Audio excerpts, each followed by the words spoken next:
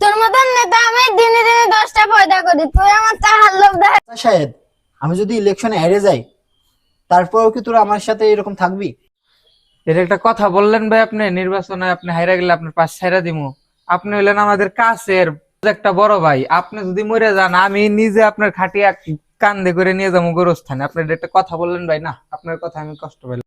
আপনি তো আমার কলিজার ভাই, আপনি মরে গেলে আমিও মরে যাব। আগে আমার খবর হবে, তারপর আপনার। তোরা আমারে এত ভালোবাসিস? ভাই ভাই বলাইছি।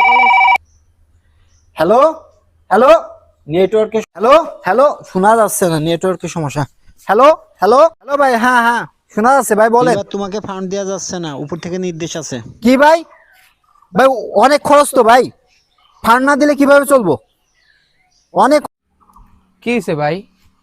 তাইলে আপনার ব্যাপারে কল লাগান, আপনার বাপের তো মেলা সম্পত্তি, মেলা টাকা পয়সা। আর আমার বাপের কোনো সম্পত্তি নাই, আমি তো রাজনীতি করি দলের টাকা দিয়ে। এখন যদি ফান্ড না দেয় তাহলে কিভাবে চলবে? এতে লোকজন পাশে থাকবে তো। আর কি হয়েছে, সৎ রাজনীতি করব, কোনো দুর্নীতির প্রশ্রয় দেবো না। এই দাঁড়া দাঁড়া, কই যাস? ভাই আমার বোনের কালকে বিয়ে, আমার আজকে না গেলে হবেই না ভাই, আমার আজকে যেতেই হবে। তুই কই যাস? আমার বন্ধু অসুস্থ, হাসপাতালে যেতে হবে। হ্যালো ভাই, কি এই ঈদে 20 লাখ টাকা আসবো? 20 দিনের মধ্যে খরচ করতে হবে? আচ্ছা ঠিক আছে ভাই, ঠিক আছে।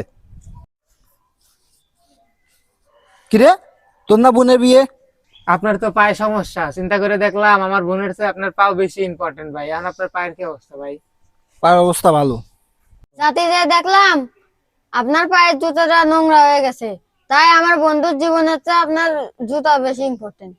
আরে টাকা পয়সা কিছু আসে নাই, আমি হলো তোকে পরীক্ষা করে দেখলাম আসলে তোরা টাকা পয়সা ছাড়া আমার পাশে থাকিস কিনা।